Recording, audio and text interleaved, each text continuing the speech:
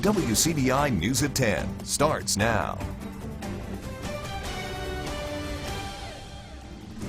Good evening. Thanks for joining us tonight. I'm Scott Martin. A Columbus police officer finds himself with some unexpected free time weeks after he was stopped in Starkville. In a statement tonight, the city council says a city employee was suspended for 30 calendar days for conduct unbecoming an officer. Sources tell us that officer is Sergeant Lewis Alexander. Reports indicate Alexander was stopped by Starkville police on March 8th. SPD has not released why Alexander was stopped, but did say that he was not arrested and there are no pending charges. A Columbus city spokesman confirms the traffic stop is under investigation and that city council met today to discuss the incident. WCBI has asked if a city employee was sent to get Alexander in a city vehicle while on the clock. However, the city says that information is a personnel matter at the moment. WCBI has submitted a Freedom of Information request to view the Starkville officer's body camera footage. The Columbus Municipal School District's Board of Trustees is now fully staffed. In a 3-2 vote, the Columbus City Council appointed Talisa Clay Young to replace Curry Fisher. Fisher resigned from the school board in February. Young works for the Social Security Administration and has held positions at EMCC, MSU, and MUW. She has a background in workforce development and also has a child in the Columbus Public Schools. I'm very excited what I can bring forth and being an asset, using my skills and abilities, being able to collaborate with the district, and from an outsider, now I'll be able to be on the inside. Young is expected to take her seat on the board at its next meeting. In Tupelo, by a narrow 4-3 count, the city has passed a temporary ordinance in hopes of bringing more people downtown on the weekends. Well, the move establishes a leisure and recreation district within the city. And what this means is it will allow people to take alcoholic beverages out of the designated restaurants and bars in a go cup. A public hearing before the vote tonight allowed downtown organizations and business owners to give their input on this proposal. Alcohol is not and should not be the primary reason for people to come to downtown, but it is a factor. When you're open till midnight, there's always the element of what's out there and who's out there and those type of situations. Frank's concerns were shared by several council members, but they still approved a 6-month trial period for the ordinance that's in effect for Thursday, Friday, and Saturday nights. Well, one day after Governor Phil Bryant signs the nation's most restrictive abortion ban into law, a federal judge temporarily blocks the law from going into effect. Judge Carrollton Reeves' ruling is just 2 pages. He starts by saying the Supreme Court says every woman has a constitutional right to personal privacy regarding her body. It goes on to say that states can't prohibit her from making that choice to have an abortion before viability. Courtney Ann Jackson has the latest from federal court. The state's only abortion clinic got the immediate action they requested. One case in particular was in jeopardy if Judge Reeves had not ruled quickly. A woman had an abortion scheduled for 2 Tuesday afternoon, but she was in her 15th week, meaning the new law would have forced them to cancel her appointment. If one person's constitutional rights are harmed, are we not all harmed by that? At the end of the day, abortion is safe and legal in the United States of America and should remain safe and legal in the United States of America and here in Mississippi. The challenge came as no surprise to Governor Bryant either. Check out what he said while signing the bill into law Monday. We'll probably be sued here in about half hour. That'll be fine with me. The clinic's director also anticipated the law would be immediately challenged. She told us this back in February. I think it should be fought for, not for our benefit at this clinic, but for women's benefit, because again, you're telling them what they can and can't do. Now, there has been a divide between what the law allows and the abortion clinic's policy. Mississippi's previous law banned abortions after 20 weeks, but the clinic only performs them up to 16 weeks. So it's really a 1-week window in question with the new law. And groups like Planned Parenthood argue the ban violates prior rulings that say a state can't restrict abortions before a child can survive on its own outside the womb. This is not a perfect world. In a perfect world, there would never be an unintended pregnancy. In a perfect world, no person would ever be sexually assaulted. And in a perfect world, every pregnancy would be wanted, safe, and healthy. That is simply not the case.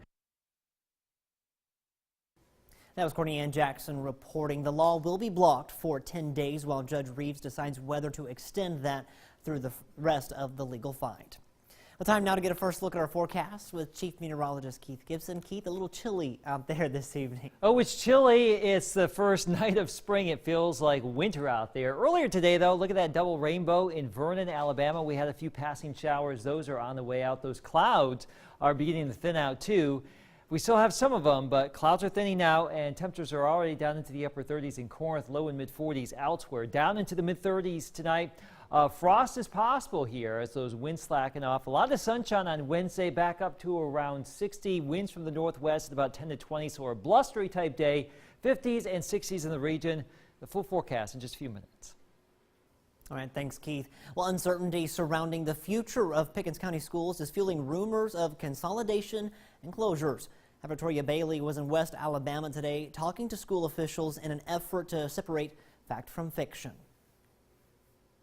Rumor, speculation has been running widespread this year more so than ever. What people are talking about is the possible closing of Aliceville Middle and possibly reorganizing Pickens County High School with students being relocated. However, Pickens County School Superintendent Jamie Chapman says that's simply not the case. Declining enrollment, people get a little antsy and they start talking about a consolidation or whatever.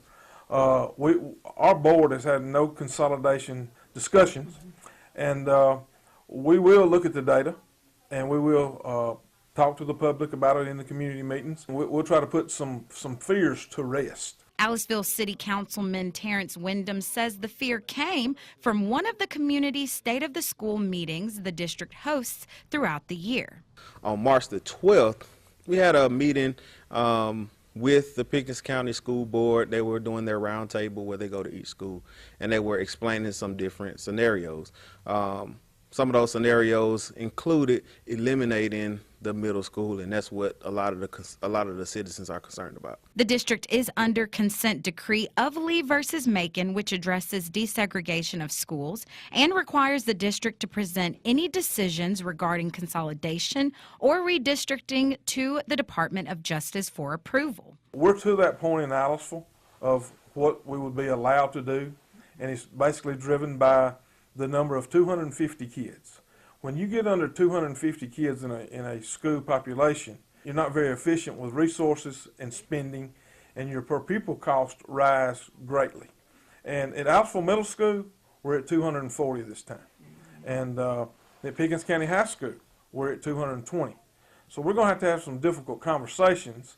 The State of the School meetings show data to the community, including teacher units earned, state and federal funding, and student enrollment numbers. Wyndham says transparency is key, but there are other areas of concern in the district, such as the low number, the failing school list that high school is on, and then also with our K through 3 reading levels. We want those to increase as well. Lots of cloud cover here in West Alabama. That's our Alpha Insurance time lapse from Durham's Pharmacy in Vernon. Clouds on the way out tonight. More sun tomorrow. The full forecast is next. Your first alert forecast with Chief Meteorologist Keith Gibson. Lots of cloud cover across our region today. Here's our Alpha Insurance time lapse from downtown Columbus. Looking back to the northwest, clouds coming on in all day long, passing showers from time to time. Blustery, cool. That was today, just as expected. As spring began at 11:15 this morning. Right now we've got temperatures in the low and mid 40s here across our region. We will continue to cool later tonight. The winds have died down below 10 miles per hour. They were gusty today, and those gusts will return tomorrow. Now officially, north of the Golden Triangle area, we have a frost advisory, but let's just say all spots, especially a low-lying spot, could see some patchy frost tonight. Mid-30s south.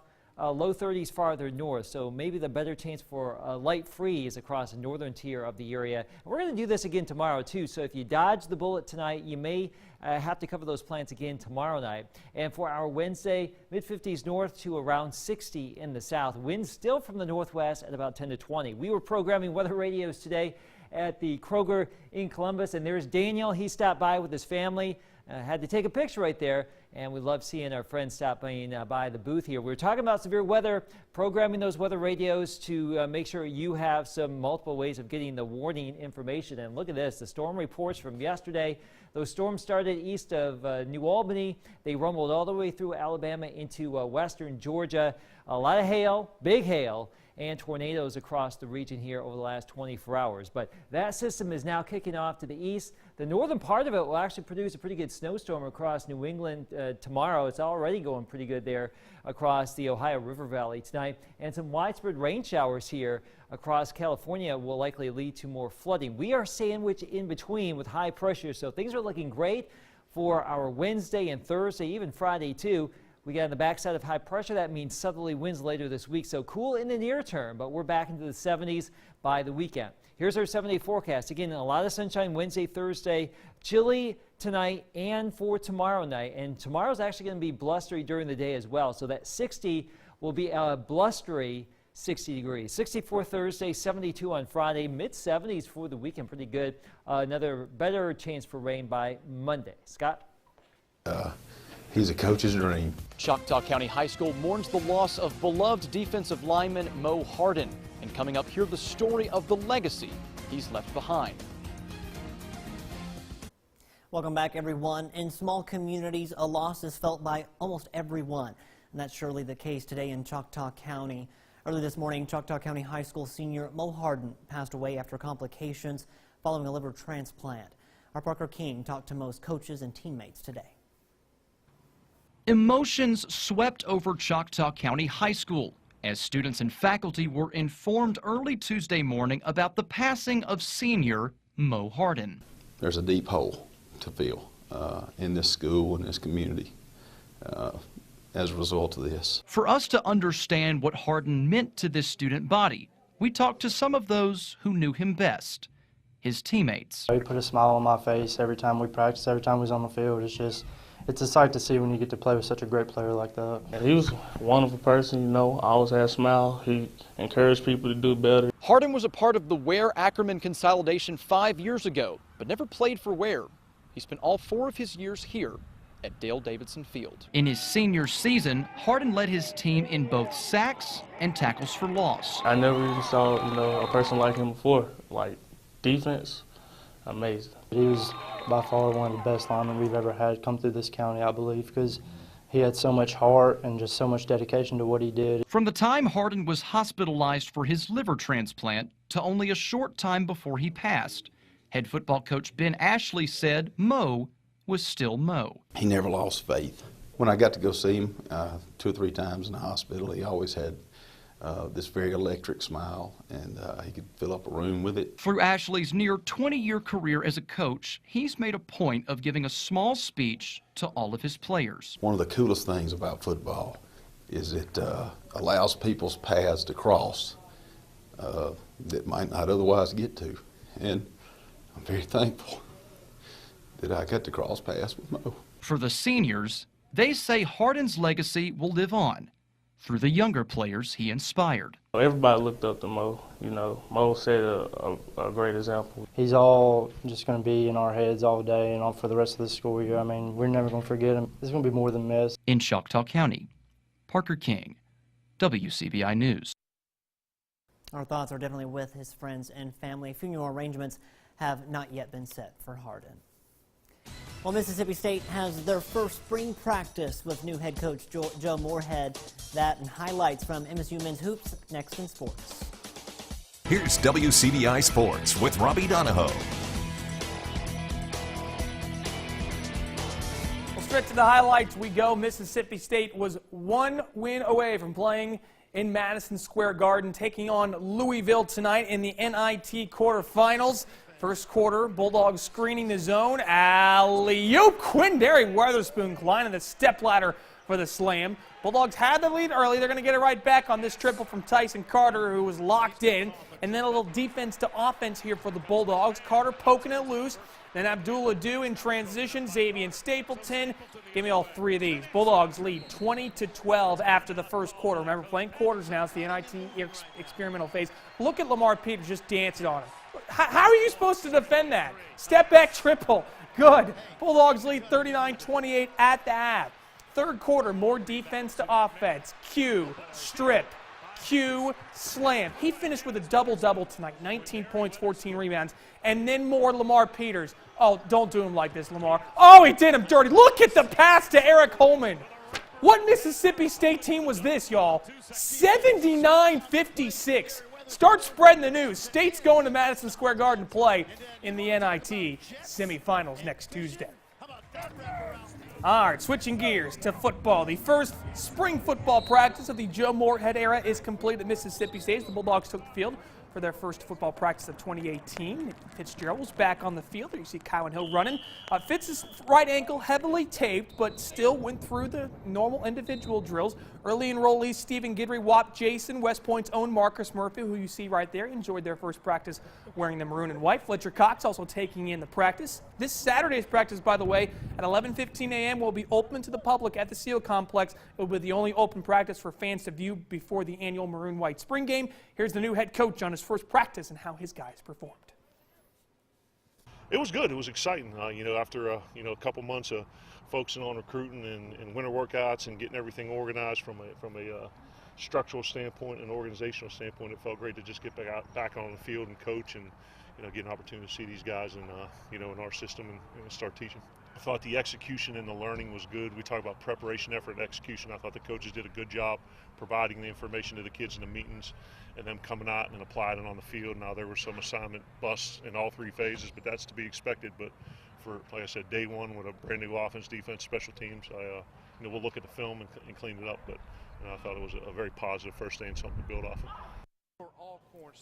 Staying in Starkville, over to the new dude, Mississippi State hosting Alcorn State. Bulldogs coming off that tough series loss to Vanderbilt, but man, they got it rolling against Alcorn State. Luke Alexander, two-run shot to right, giving MSU a 5-0 lead after the first inning. Now to the third, Marshall Gilbert stepping in and taking a crack. His first career home run lifts it into right. The Bulldogs now up 7-0 in the third. Later in the third, it's more from L.A. Luke Alexander going down the left field line. It's a fair ball and bounces off that stanchion. That's going to be kind of one to keep an eye on, that big wall right there. Jake Manger would score. Bulldogs win 17-1. No, you cannot carry runs over to tomorrow's games or weekend's games. Still a good performance, though. MSU hosts Texas Southern coming up tomorrow night. To Oxford, playing some early afternoon baseball, their annual Kids Day game. One of my favorite traditions they always do. They do it for basketball as well, as the Rebels taking on New Orleans. Bottom two bases loaded here for Anthony Servideo. This little infield dribbler would be trouble. New Orleans can't get a hold of it. Whee! Over the first, it goes away from the first baseman. Tyler Keenan would score. Will Golson scored before that. Rebels led 3-0 after two. In third, Thomas Dillard has been swinging a hot bat, and here he goes again. Oppo power this time. A solo shot to right. Rebels go up 4-0 after three. New Hope's Will Golson with a great day at the dish. 2 for 4 with a double and a triple plus an RBI. Here's his double right here. Would get down the right field line. Rebels are now 20-2 overall. First team in college baseball to 20 wins this season. They win 9-4. Weekend trip to Texas A&M is on tap coming up on Friday. And lastly, Braden Thornberry will get the opportunity to compete on the Web.com Tour thanks to a sponsor's exemption. Thornberry will play at the 2018 North Mississippi Classic at the Country Club of Oxford coming up in mid-April. He's currently a junior at Ole Miss. Thornberry heads into the 2017-18 season ranked as the #1 college golfer in the country, coming off that individual national championship last year as well. That's it for sports. We're going to last look at your forecast next. Chilly tonight, more sun on Wednesday and Thursday here. Now, tomorrow's still going to be a bit windy, so be prepared. It will be sunny, though, so that will compensate. 70s return by the weekend, and that will feel pretty nice after this little chill we've had. But there you go. There's our 70. Pretty quiet for the next couple of days. A weekend with, like, little bitty rain chances. Yeah, only a small amount, so that's looking good. I'm not too bad. Ready for it. Thanks, Keith. Thanks for watching. Have a good night. We'll see you right back here tomorrow.